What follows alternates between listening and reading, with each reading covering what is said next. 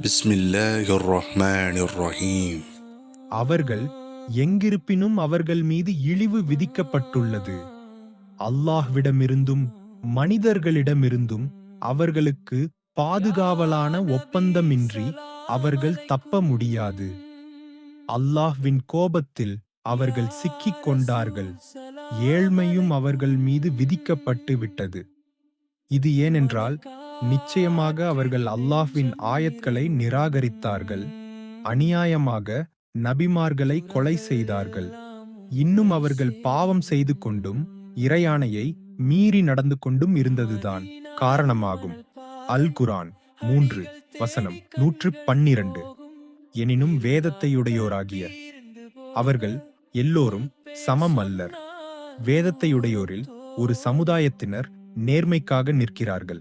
இரவு நேரங்களில் அல்லாஹ்வின் வசனங்களை ஓதுகிறார்கள். இன்னும் இறைவனுக்கு சிரம்பணிந்து சஜ்தா செய்கிறார்கள்.